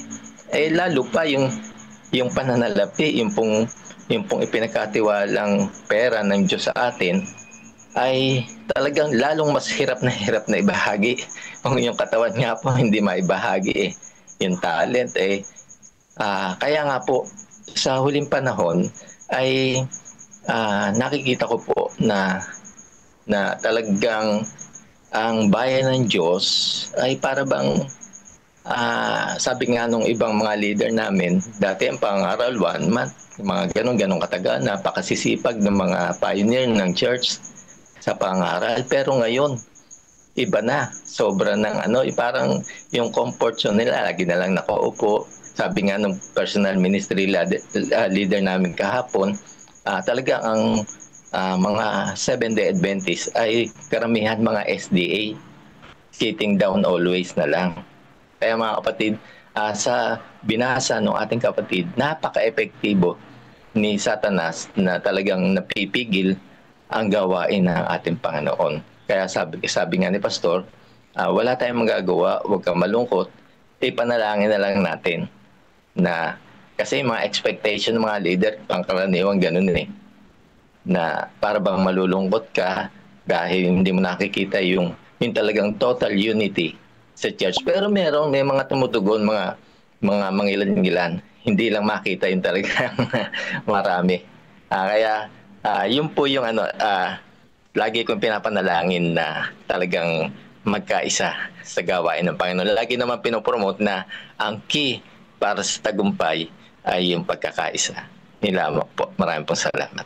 Amen. Amen. Po na kay Amen, Brother Teddy.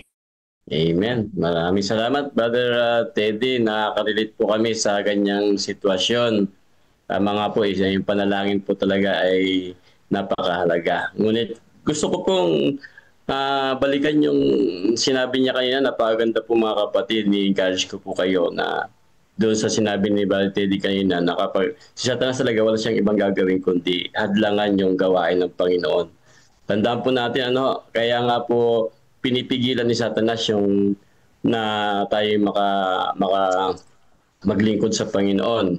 Sabi niya kanina mga kapatid ay yung kapag si Satanas ay nagagalit kapag gusto nating tapusin yung gawain kasi alam niya kapag natapos natin ang gawain ay tapos na rin siya o malapit na siyang tapusin.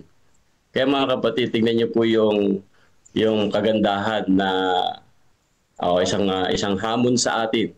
No? Kapag tayo nagpa-participate sa gawain ng Panginoon, ay nagpa-participate tayo sa kakayahan ng Panginoon, sa pangako ng Panginoon na kanyang tatapusin ang mundong ito at ang kasamaan. Kapag tayo nagpa-participate sa paglilingkod, ibig sabihin ay gusto na rin nating tapusin si Satanas.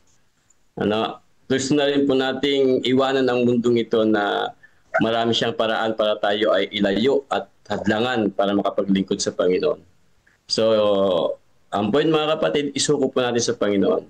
Kung hindi natin kaya, hingin natin ang tulong ng ating Panginoon. Ipanalangin po natin. Salamat po, Brother Teddy, sa inyo po magandang reflection po. Pastor Seth Pablo, nagtaas ng kamay. Okay, Pastor Seth, sige po. Go ahead. Hello, Pastor. Hello po. Good morning po. Happy God First Morning. God First Morning po. Malinaw po yung audio? Malinaw po. Malinaw po, Pastor. Malinaw po, Pastor. Yan. Bless po ako sa mga naririnig po natin this morning. Kaya I was moved to reflect din. Kasi pare-pareho po tayo talagang minsan talaga nag-struggle po tayo na ipagpatuloy yung ating pong pagtatapat sa Panginoon. Kasi gaya nga po ng mga sinasabi po natin dito ay si Satan ay nandyan para mag-inject ng discouragement, mag-inject ng mga bagay-bagay na para patigilin na po tayo, di ba? Kasi bilang tao, normal po sa atin yung sabihan na to see is to believe. Di ba po? Na ba itong tinatanga ko? Parang hindi ko nakikita na may magandang nangyayari. Parang ganon, minsan. Ay nadi-discourage tayo kapag hindi natin nakikita. Kasi because of that, to see is to believe. Pero gusto ko lang din po magbigay ng encouragement that ang ating pong pananampalataya ay hindi po dapat ganon. Kundi ang sabi po sa atin ng Panginoon is, just believe and you will see. Sa mundo, ang ituturo sa atin, to see is to believe. Pero sa Panginoon, pinapaalalahanan tayo, just believe, continue on, and you will see. At talagang nakikita naman po natin mga kapatid na napakabuti talaga ng Panginoon. At for me po talaga napatunayan ko, kahit may mga time, may mga araw na hindi natin nakikita, pero tuloy lang, just believe. Ang Panginoon patuloy niyang papatunayan yun, patuloy niyang ipapakita sa atin along our journey kung gaano siya kabuti sa bawat isa sa atin. At gusto ko rin po idagdag na minsan ang kaaway i-stuck niya tayo sa between the two, yung how and why. Minsan, ang kaaway, gusto niya lang tayo mag-focus sa how. Diba? Parang, simula December, sa lahat po ng mga napakinggan natin, halos na-memorize na po natin yung how, kung ano yung dapat na gawin. Pero, gusto ko lang din po maging encouragement po sa atin na nawa hindi lang tayo mag-focus sa how, kundi mag-focus din tayo sa why. Bakit nga ba natin to ginagawa? And for me po, on my experience, kapag binabalikan ko ang why, ang ibinabalik po sa akin ng Panginoon ay yung cross. Lagi ko talagang binabalikan yung cross kasi ito yung reason. Ito yung why. Bakit ko nga ba ito ginagawa? Because I am responding to the one who died on that cross. Kaya po, gusto kong iwan isang quotation before I end. Actually, narinig ko na ito kay Pastor Jerry, pero ni-revise ko lang siya kasi medyo mahilig ako sa rhyming eh. And it goes like this, mga kapatid. Ito yung encouragement ko sa sarili ko and I hope na maging encouragement din po sa inyo. Every time na parang napapatigil po tayo sa pagtatapat or pinipigilan tayo ng kaaway.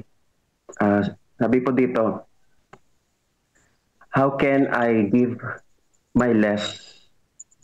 How can I give my less when Jesus loves me best? And how can I withdraw my more when Jesus gave His all? So, pag lagi ko tong binubulong sa sarili ko, ito yung why. Ito yung why bakit ko to ginagawa. Ay, ito naman po, nare-renew ulit yung commitment, nare-renew ulit yung passion na magpatuloy lang sa pagtatapat sa Panginoon. Ulitin ko po, how can we give our less when Jesus loves us best? And how can we will withdraw our more when Jesus gave His all? Kaya po mga kapatid, I hope na itong konting na-share po natin ay magbigay po sa atin ng encouragement. Huwag lang po sana tayo mag-focus sa how, kundi we will return back kung bakit natin ito ginagawa at ibabalik tayo ng Panginoon. Papakita niya yung cross. At yun po, ang ating pong reason kung bakit natin pinagpapatuloy ang pagtatapat sa Kanya. God bless po mga kapatid. Happy God bless. Amen. Napakaganda, Pastor Seth. Amen. Naririnig ko po si Pastor Rovel. Kapatid niyo po ba yun? Thank you, Pastor Seth. Okay, Inspire, Pastor. Okay, maraming salamat po, Pastor Seth. Napakabuti ng Panginoon at na-share niyo po sa amin yung kahalagahan ng pagtatapat sa ating Panginoon. So mga kapatid, meron pa po ba kayong gustong i-reflect? Siguro mga isa na lang. Pastor, ako po. Okay, sige po. Sister Apple. Hello po. Blessed morning po sa lahat. Ako po ay si Sister Apple Carpio from West Nueva Ecija. Share ko lang po sa inyo yung about sa COP po. Since nalaman ko po yung COP na yon, aside from offering tithes po, nagtapat na po ako doon sa may COP. Since po na nag-resign ako sa work ko dun sa office, nawalan po ako ng trabaho. Pero kahit kailan po, hindi ko inisip na pabayaan yung pagtatapat ko po sa biyaya ng Panginoon Diyos na ibalik ko sa Kanya. Dahil yun din po yung way natin kung paano po natin siyang pasalamatan sa lahat ng mga blessing. Hindi man po natin masapatan lahat ng mga biyaya na ibinibigay niya po sa atin sa araw-araw. Hindi po natin kayang bilangin ng kahit ilang milyon yung mga biyayang ibinibigay sa atin sa araw-araw. Yung pagtatapat natin sa maliit na bagay sa ating sarili, yung pagtatapat natin sa ating Panginoon, doon din natin nasusubukan yung mga pangako na ibinibigay sa atin ng Panginoon Diyos. Doon natin napapatunayan sa ating sarili na tapat ang mga pangako ng Panginoon Diyos. Kung tayo mismo sa sarili natin ay magtatapat tayo sa Panginoon, ay tutumbasan ng higit na biyaya ng Panginoon Diyos, yung mga biyaya na binibigay niya sa atin.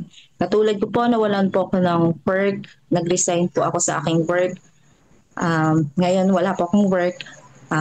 Continue pa rin po ako sa pagtatapat sa aking COP. Dumating yung time na walang-wala ako kahit nag-zero balance ako. Pero ang ginawa ko, nangutang pa rin ako sa mga kapatid ko para makapagbigay kay Lord ng COP ko dahil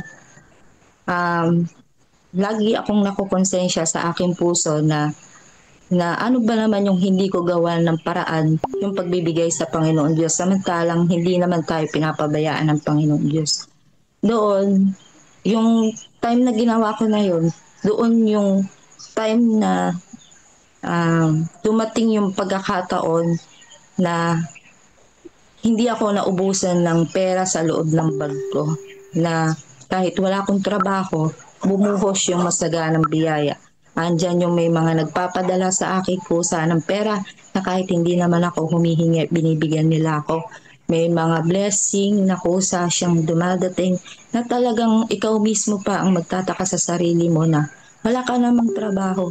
Pero yung pera mo sa bag mo, hindi yan nauubos.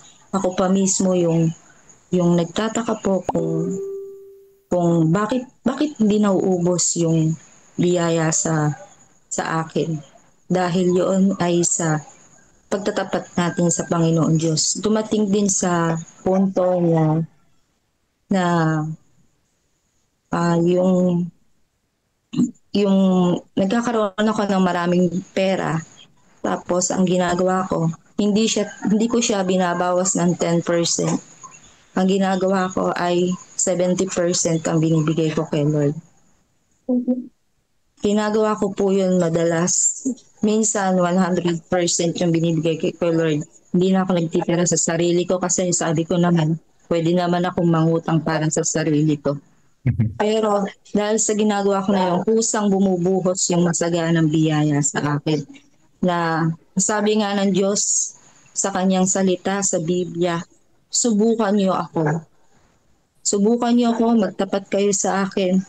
At ibubukas ko ang bintana at ang pintuan ng langit at ibubuhos ko ang masaganang biyaya sa inyo. Hindi lamang po yun sukatan sa ating pagpapasalamat sa Panginoon Diyos. Una ay pagpapasalamat sa Panginoon Diyos at ang pangalawa po ay pagkontrol din sa ating sarili. Natanggihan din natin yung sarili natin. Yung makamundo nating kagustuhan sa mundo. Dumating din po yung time na marami akong pera. Gusto kong bumili ng lahat ng mga luho na gusto ko.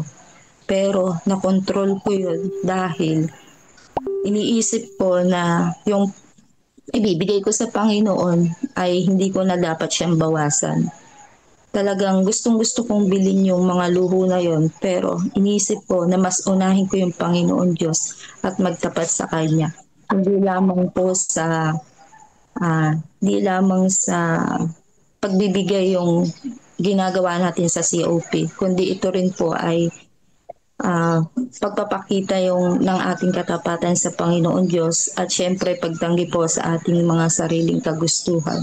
Tunay na napakasarap ng mga biyaya na ipinagkakaloob ng Diyos. Tunay na mararamdaman mo sa puso mo na bumubuhos yung masaganang biyaya na nagmumula sa kalangitan. Dahil ang sabi ng Panginoon Diyos, kailanman ay hindi ko kayo pagbabayaan. Subukan niyo ako, magtapat kayo sa akin, at sisiguraduhin ko na ibubuhos ko ang masaganang biyaya. At ayun po, sa pagtatapat po natin sa COP, hindi lamang po ang pagbuhos ng biyaya, kundi nakokontrol din natin yung sarili natin sa paggastos po sa araw-araw. At ibigay po natin lahat ng maibibigay natin, pagtatapat, pagpapasalamat at pagmamahal sa ating Panginoon Diyos. Dahil ito rin ay sukatan kung gaano natin kamahal ang ating Panginoon Diyos, na lagi natin siyang uunahin, magtatapat tayo, dahil ang lahat din naman po ng mga biyaya na dumadating sa ating buhay ay nagmula rin sa ating Panginoon Diyos. Yun lamang po, sana po ay naka-inspired po sa ating lahat. Amen. Maganda po. Nakaka-inspire po. Amen. Maraming salamat po, Sister Apple Carpio from Talavera po, mga kapatid. So, maraming salamat mga minamahal na mga kapatid sa inyong partisipasyon. God first morning po sa ating lahat. At alam ko marami pa pong gustong magbigay ng reflection. Meron pa po tayo bukas at sa mga susunod. Huwag po kayo mawawala. Patuloy po tayong sumubaybay at sumuporta sa gawain ito na ating pong ipinagpapatuloy. Maraming po salamat. Tayo po ay proceed na po tayo sa ating pong video presentation. Brother Melvin, sige po. Silent prayer na po. Okay, tayo po ay tumal po sa ating pong silent prayer. Tayo po ay manalangin. Amang hila ka po sa lahat. Unang-una po ay pinupurit, sinasamba ko po namin.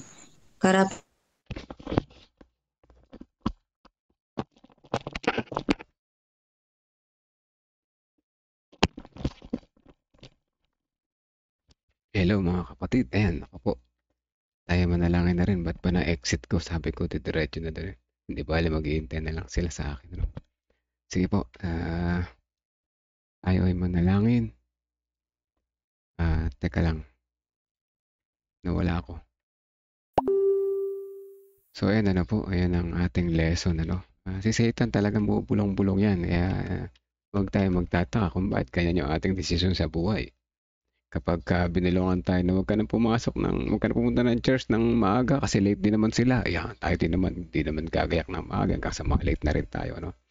Maraming paraan si Satan para guluhin tayo. Kaya maging matalino tayo mga kapatid.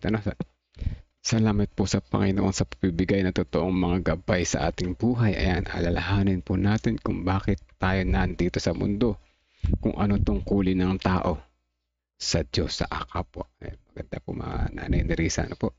Maganda. Sa totoo lang, yung mga testimony kagaganda kanina, no?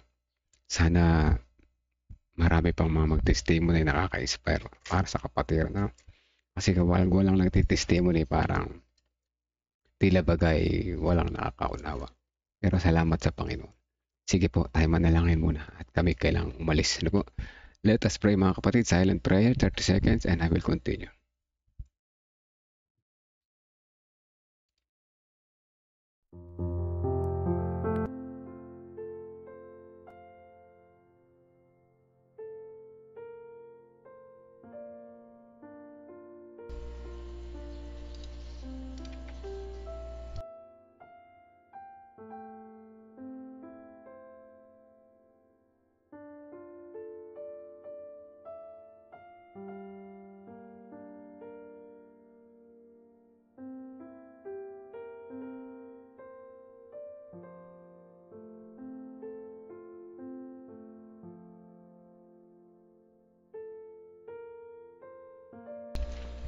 Tayo po'y manalangin. Mapagmahal naming Diyos Ama na nariyan sa langit. Salamat po muli sa umaga na ito na kami muli ninyong ginising sa aming pagkakatulog. Salamat sa muling pag-invite sa amin na muling makinig, kumunik po sa iyo, matuto at kami ay mabless sa umaga na ito. Natutunan namin na si Satan ay nariyan palagi sa aming kaliwang tainga, mamubulong upang kami lituhin, dayain na kami ay sumalungat po sa iyong kalooban. Ngunit nariyan din kayo sa aming kabilang tainga upang kami naman ay patuloy na akayin sa liwanag, akayin sa tama at gumawa ng mabuti. Salamat sa gabay ng Holy Spirit patuloy sa amin sa araw-araw. Ngunit ang aming panalangin ay karunungan na nagmumula sa kalangitan na magagawa lamang namin kung kami palaging connected po sa iyo. Kaya kami po ay nagpapasalamat nawa sa mga naririto ngayon sa umaga na ito. Kami, ang dalangin namin ay maging matalino kami sa aming pagpili sa bawat sandali ng aming buhay. Dalangin po namin ang aming mga personal prayer request, ano man ang aming mga pasasalamat at kahilingan sa umaga na ito ay nalalaman niyo po ang laman ng aming puso at isipan. Dalangin namin ang sambahayan ng bawat isa na narito. Sa sambahayan ni Nanay Nerissa, si Veronica at iba pa niyang mga apo, ganun din ang buo niyang pamilya, kasama ng mga kagalingan sa mga may karamdaman sa physical man o sa spiritual. Ang sambahayan din ni Sister Aurea Melihor, ang sambahayan ni Sister Jo Barrientos, ni Sister Sweetie, si Sister Janet, ang sambahayan din ni Ate Revy at ng buong San Leonardo Church. Kasama na rin ang sambahayan ni na Sister Teresita Dairet Reyes, ang sambahayan ni Sister Rosel at ni Brother Ramon at patuloy na kalakasan ni Brother Ramon. Ganyan din ang sambahayan ni Sister Dang de la Cruz, ni Sister Raquel Sawit. Ganyan din ang sambahayan ni Sister Juanita Saicon. Kasama rin ang sambahayan ni Sister Valentina Cordoba. Patuloy na aming dinadalangin ang sambahayan ni Sister Nympha Rivera, kasama ng kanyang pasasalamat sa ligtas na pagbabalik sa Nueva Ecija. Dalangin din po namin ang sambahayan ni Brother Esmin Suba, gayon din ang sambahayan ni Kuya Melchor, Kuya Monching, Kuya Nursing Canlas. Gayon din ang sambahayan ni Sister Marlene Garcia at ni Sister Elizabeth Erese. O dakilang Diyos, salamat po sa patuloy na pagbibigay sa amin ng gabay at patnubay. Nawa ang inyong pagpapala ay patuloy naming maranasan sa maghapon na ito. Kayo po ang manguna sa aming pag-iisip, panalita at magawa.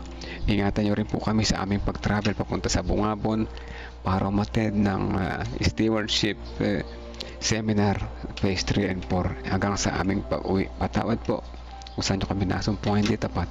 In Jesus' name we pray. Amen. Amen.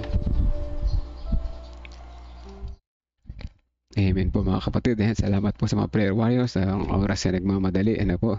Kailangan lang malis at gumayak. Magbe-breakfast muna ako. Baka gutom. Abutin ko na naman. At kailangan ako kumain. Sige po mga kapatid, muli sa mga nag-response, maraming salamat po sa inyo. At sa Comunex sa umaga na ito kay Jesus, alam ni Panginoon na tayo ay palagi niyang nais na samahan sa bawat umaga. Ayan na Sister Sweetie, salamat po at sa iba pa. Hanggang bukas po muli mga kapatid, maraming salamat po sa lahat. Remember, put God first and you will never be last mga kapatid.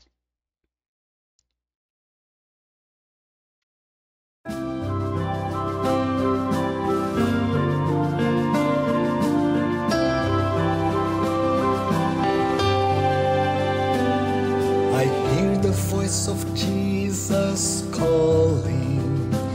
My answer is, I will go.